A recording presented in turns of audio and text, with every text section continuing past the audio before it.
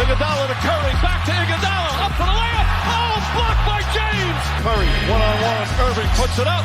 It's good. Kyrie Irving from downtown. The three, steps back, crossover, puts up a three.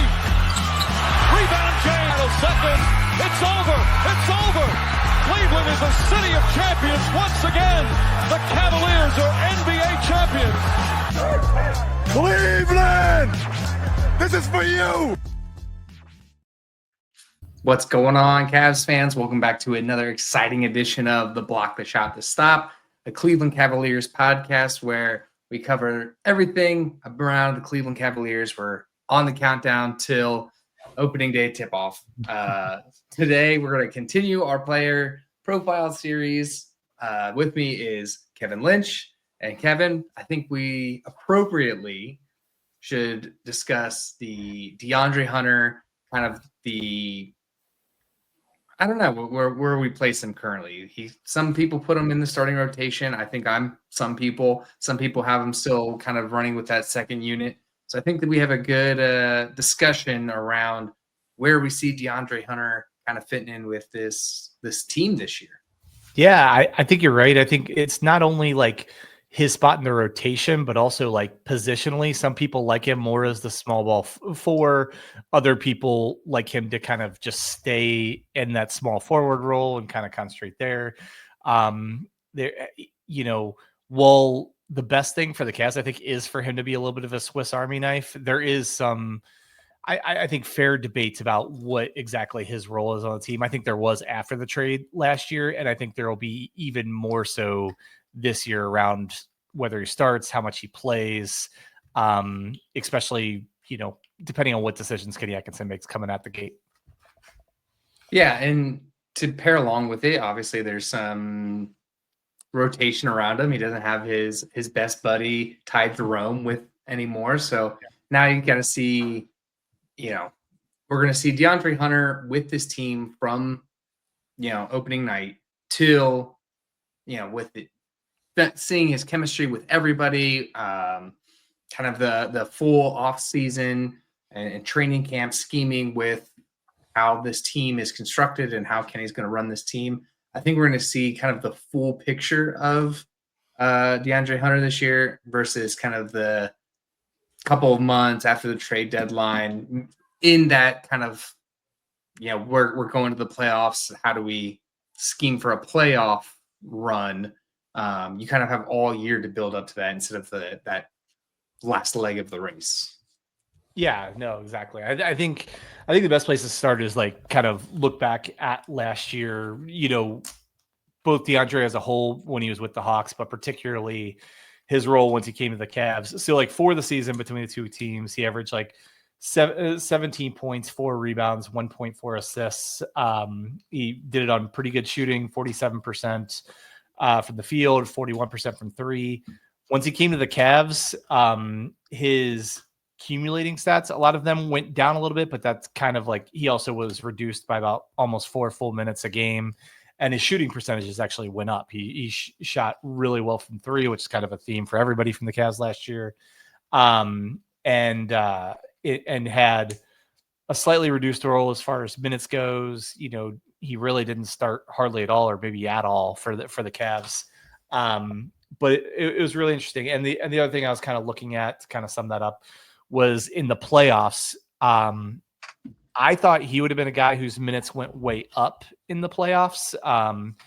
That he's almost a guy you not sandbag with, but you're a little bit conservative with him because of his injury history and how important his role could be in the playoffs.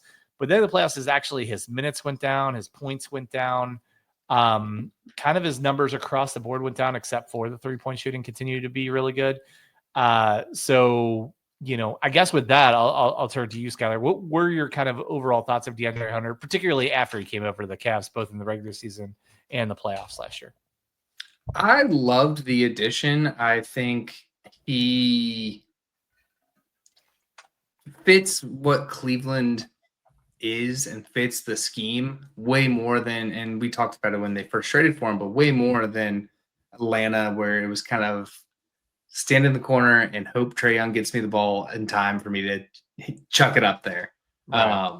So I think his utilization for more than just being that 3-point shooter definitely went up with coming over to the Cavs. And I think, our buddy Tim talks about it all the time where it's not who you start the game with, it's who you finish the game with. And I think he's going to be in that finish the game group, especially with the defensive prowess he gives you on the wing, and you're not losing any of the offensive metrics to pair with that. So I loved the acquisition when they got him, and I thought they paid a fair price for it. Like, love Karis LeVert, love Georges Niang, but I like DeAndre Hunter on this team more than what those guys were. I don't think there's any question about that. For sure. I was in no way against the move. I think I liked the move and you loved the move, if that makes sense. Is kind of where we're at. And my hesitation was at the time was more around, he does have an injury history. He is expensive. He actually makes the fourth most money on this team, more than even Jarrett Allen. And it was a little bit around that, but on paper, and this was true at the time of the trade, is still true. On paper, he's the perfect fit for this team. He is a big, athletic, small forward that can guard, that can hit the three, that can fill some of the gaps, some of the limited gaps that are out there when the Cavs, particularly when they go to their big 4 plus one guy lineup. And I think DeAndre, I think I kind of felt the same way at the end of the season. Like, I still liked the move, but didn't love it. Like, I would like to see him this coming season diversify his offensive game a little bit. I know we're not to that portion yet, but we might as well just go there now. Like, the two things, diversify his offensive game. He's so athletic. He is skilled enough on the ball that he could do more than average 1 assist a game, than, have 55-60% of his shots be 3-pointers. Like, I think there's more there that you could get from him. And I think even if you don't get that offensively, the biggest key is they need him to be a lockdown defender. Like, because right now, if you're assuming it's, the big 4 plus DeAndre Hunter, they're really lacking for guard wing defense outside of obviously Evan Mobley, but you don't want Evan Mobley to, have to play the best, small forward every single night. And especially in those closing lineups, like you talked about, he's going to have to guard.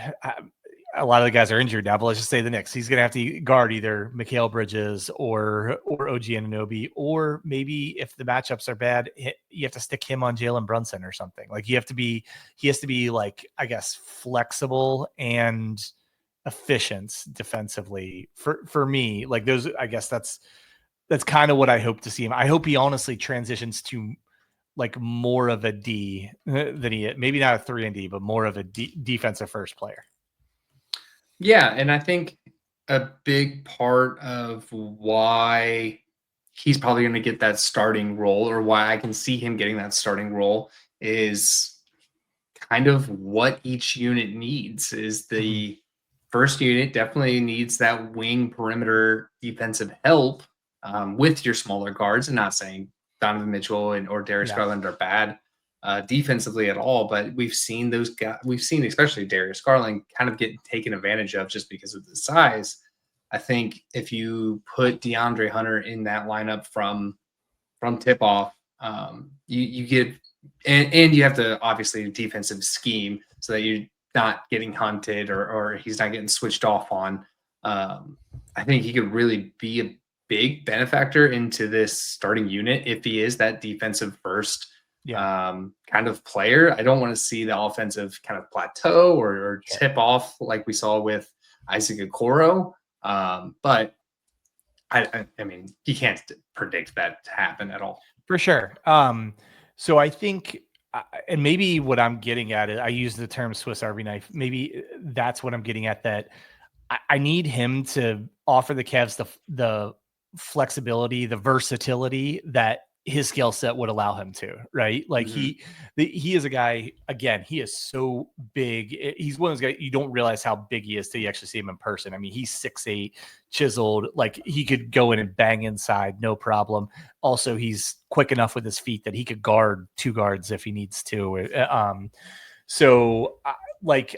And we keep talking about defense, but offensively too. Like I think there's, a lot more to him than just a nice 3-point shot. And I think he's a guy, and this is not uncommon in today's NBA, that just kind of falls into wanting to shoot threes all the time, I don't want him to lose that part of his game for sure, but I would love for him to be able to, showcase the full skill set that he could have, like be the guy he could be. I want him to be the guy who can be the power forward in a small ball lineup with Evan Mobley and hold his own on the inside, so you can take advantage of having, more offensive versatility. And then as well, be able to slide into like the small forward role and kind of play that more traditional role. So, I think if there's one thing, and I'll let you answer the question, is there one thing I would really want from DeAndre Hunter? It's for him to showcase his full skill set next year and kind of be a little bit of a chameleon for whatever the Cavs need him for that game or that rotation. Yeah, I think those things are definitely out there. I think one piece I would be concerned about, especially on the offensive piece of it, is if you are going to start cutting and driving to the hole and getting to the line, like you iterated, he's a guy with injury history. You don't want to force some contact and get injured, and then you're out for whenever this team needs you.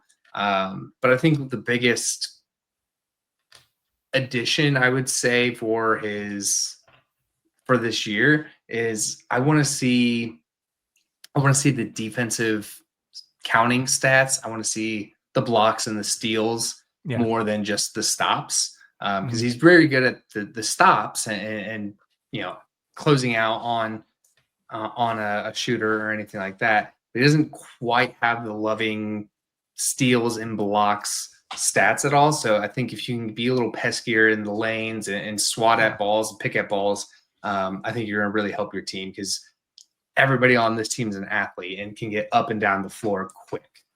Yeah, no, for sure. And he might be the best athlete on this team, to be honest. I mean, Donovan Mitchell still is an incredible athlete, but like just pure athleticism, DeAndre Hunter is phenomenal. I kind of come back to, like, I think on paper he's the perfect fit for this Cavs team.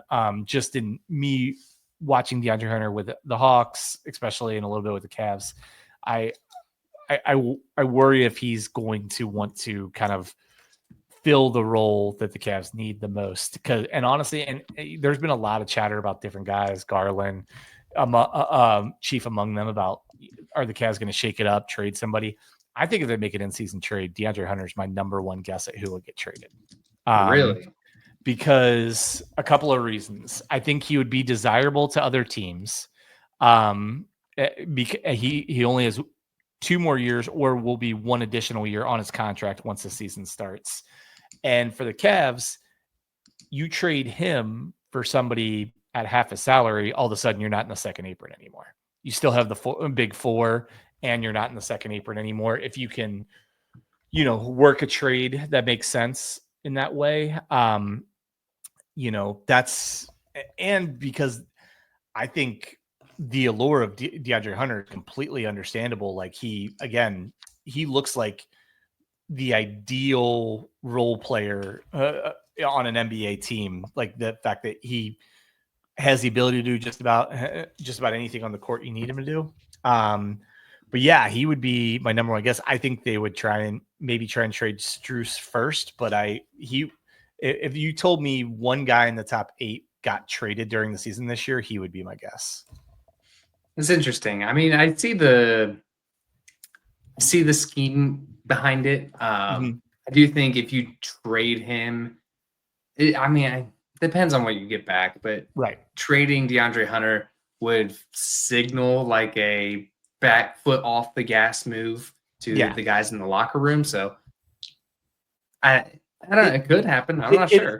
But it all depends, you're right, on who you're getting. Like if you're Right. selling him off just to save the salary, that I would never want to do that.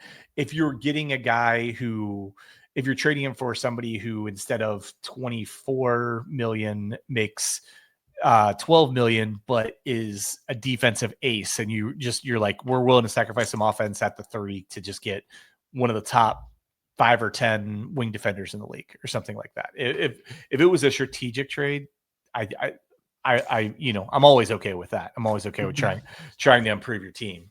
But I mean, I definitely, I hope it doesn't go that route. Like I think last year was already, but this year is a huge year for DeAndre Hunter. Both his future with the Cavs, his future in the NBA. Like,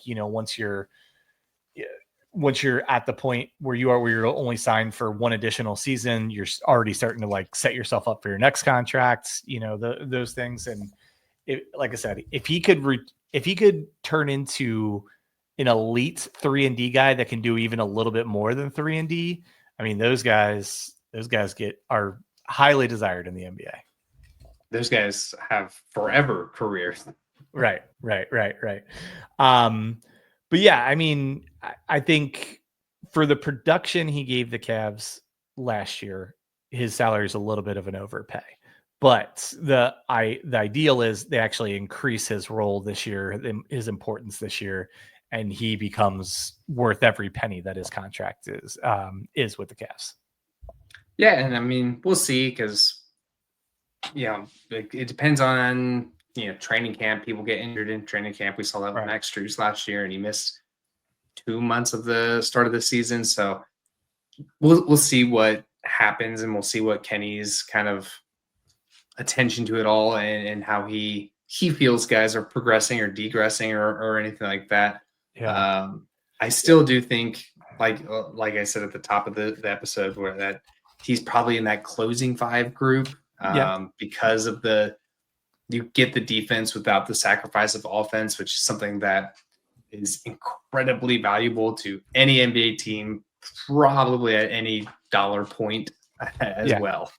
Yeah, I mean, what I would love to do, I would like to take 80% of DeAndre Hunter and mix it with like 20% of Dean Wade, more like the tough nose, willing to defend, everything like that. And then that's the player I really want. So you want 2 injury riddled guys. Well, yeah, I don't know. Maybe I'd put 10% of somebody else's limbs in there or something. But yeah, no, I think DeAndre Hunter has every opportunity to be a key guy, be a closing lineup guy, be a guy that you can use in different ways depending on who's available or who you're playing or those kind of things. I think he could be, low key one of the most important guys on this team. But I just kind of like I want to see just a little bit more and a little bit more variety from him than we did last year.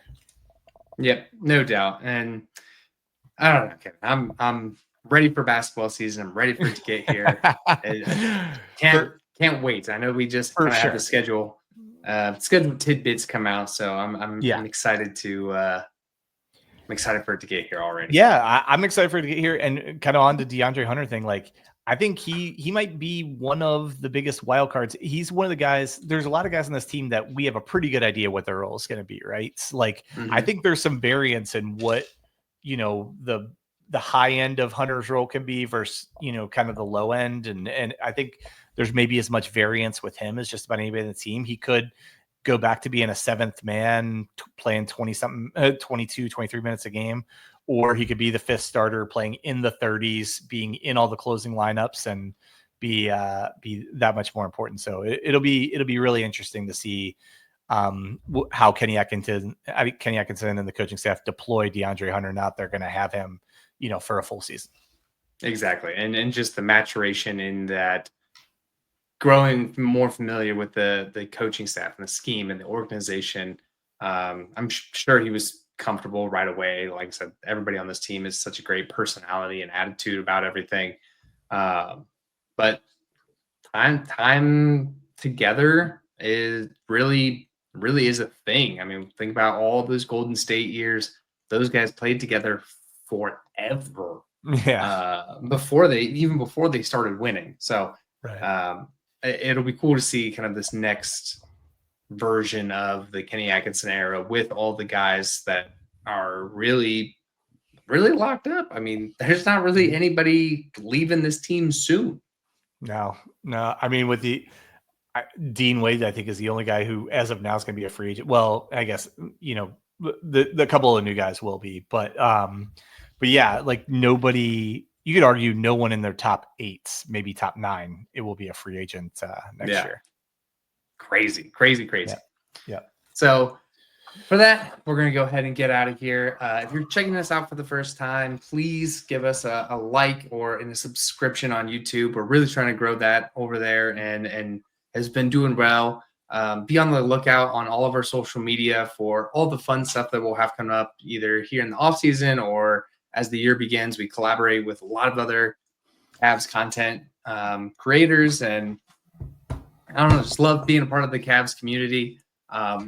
Please subscribe to the audio version of this podcast on any platform of your choice. We're on all of them. And for that, he's Kevin Lynch. I'm Skylar Wepker. And as always, go Cavs.